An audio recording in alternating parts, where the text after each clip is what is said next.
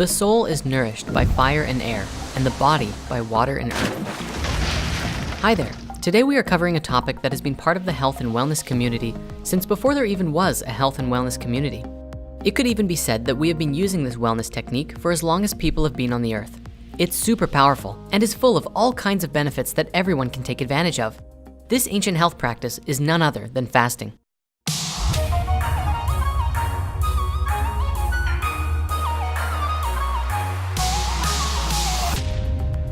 There are many different types of fasts found across just as many cherished traditions, and they all generally revolve around the idea of not eating food for a period of time. The most common is a water fast where you drink only water and don't eat any food for the duration of the fasting period. In recent years, some other forms of fasting have been quite popular as well, such as juice fasting, where you consume only fresh fruit and veggie juices. There has also been some remarkable cases and studies on dry fasting, which entails going a set period of time without both food or water. The question is, and something you may be asking yourself right now, why would anyone do this? Fasting is without a doubt one of the quickest and easiest ways to rapidly heal your body. It is known to provide a wide range of benefits, such as reducing neurological diseases like Alzheimer's and Parkinson's, inducing body-wide cellular repair processes, lowering risk of diabetes, reducing stress and inflammation, and even preventing cancer. On top of these benefits, fasting also spurs deep mental, emotional, and spiritual healing, helping you release worries, anxieties, stresses, and even helping to get rid of certain addictions. In this way, we then find new clarity and peace within mind, body, and spirit, and come to a place of deep spiritual revelation.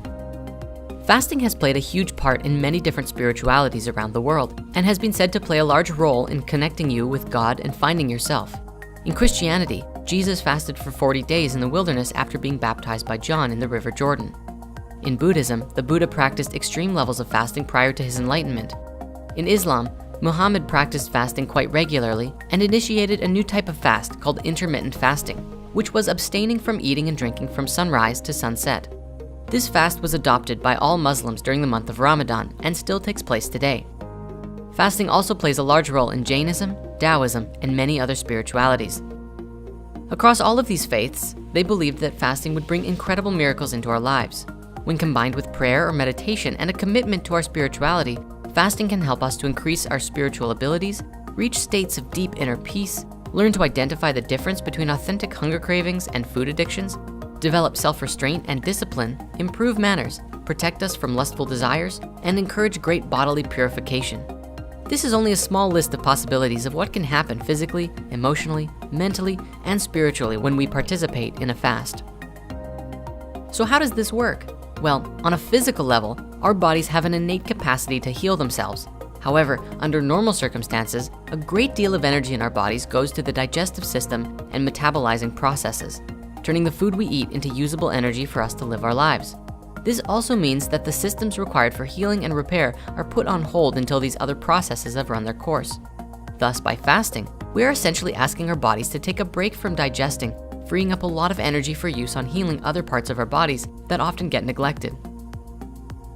For those who are curious, the deep physical cleansing benefits of fasting only really arise when you cut out food entirely.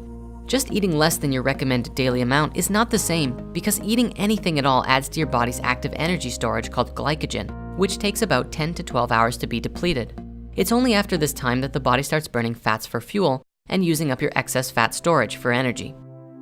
The benefits that we could really go into here are astounding. However, the main points are as follows. Once your body enters into the state of burning fats for fuels, we see our glucose levels drop. We start to lose weight and belly fat as it's used up for fuel. We see insulin and IGF-1 levels drop, reducing risk of diabetes, and we see many deep cellular repair processes begin as the body begins removing waste material from our cells. We also see beneficial changes to several genes and molecules related to longevity and immunity to disease, as fasting actually produces new stem cells into the body. This process also reduces oxidative stress and inflammation as well. Fasting is also very beneficial for heart health as it improves blood pressure, cholesterol, blood triglycerides, and blood sugar levels. Doing this also improves brain function, which reduces anxiety as a result. Not surprisingly, exercise is the only other thing we know of which shows the same positive effects on brain health as fasting. Whenever you end a fast, it's important to do it very carefully. If you come off of your fast and go straight into eating how you used to, you may find your belly becoming quite bloated. This is actually normal if you intake food too quickly or eat food that your newly cleansed body doesn't actually like. If you instead start with teas, soups, and smoothies, and then begin shifting to small amounts of raw or plant-based foods, your body will have a much easier time adapting back to eating again. For those who are just starting out with the practice of fasting, you should probably know the different kinds of fasts that there are, because there are quite a few that exist now. Here's a short list of different fasts that you can try. Water fasting, the most basic and essential of all of the fasts. It's just drink nothing but water for the duration of the fast. In this way, you consume 0 calories, 0 nutrients, and 0 carbs, and thus this becomes one of the purest fasts out there.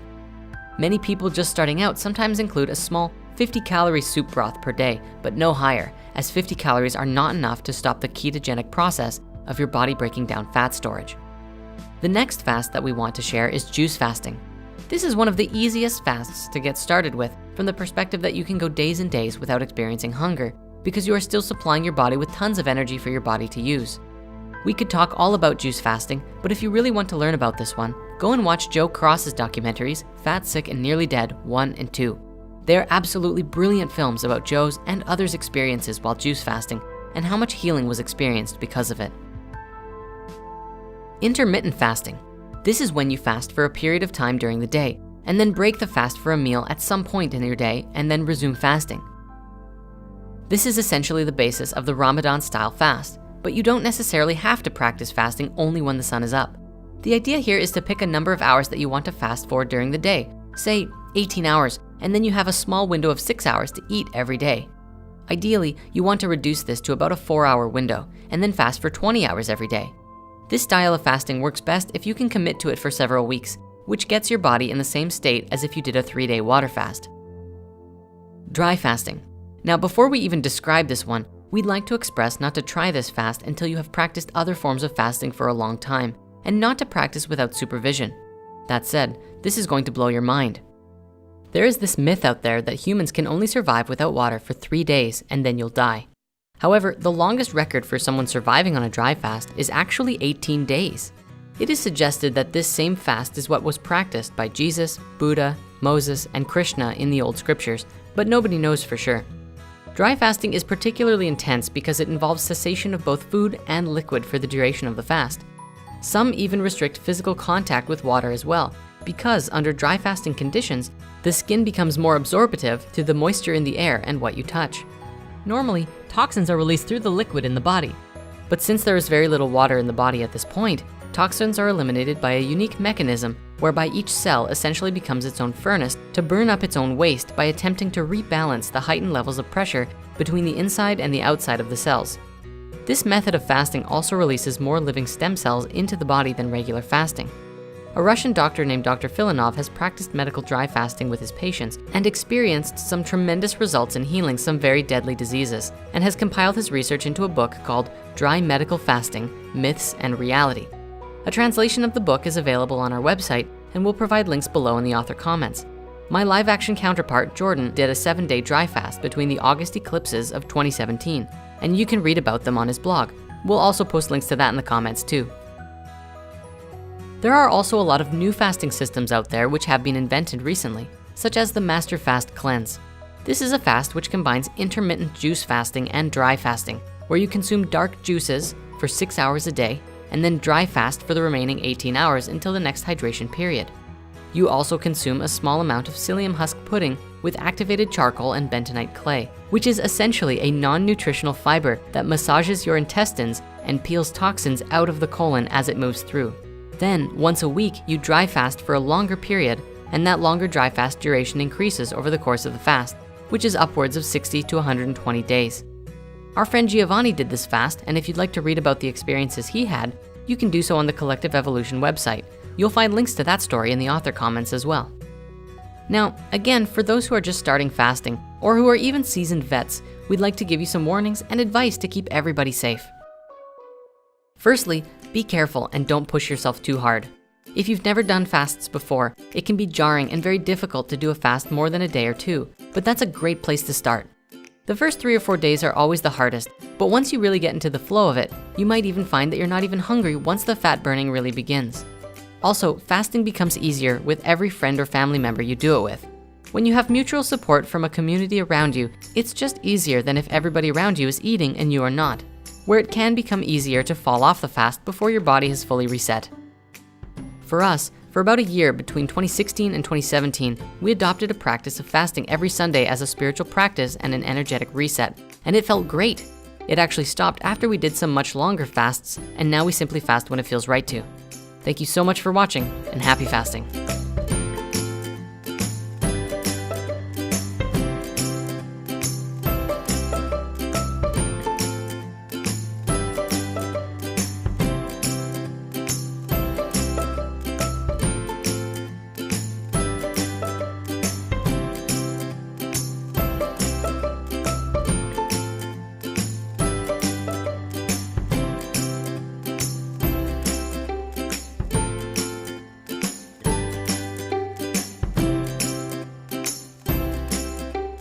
Hey there, we'd like to give an extra special thanks to Elaine and Alyssa, two of our new artists who helped bring this video to life.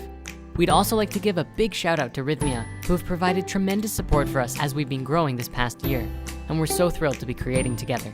Stay tuned, lots more on the way.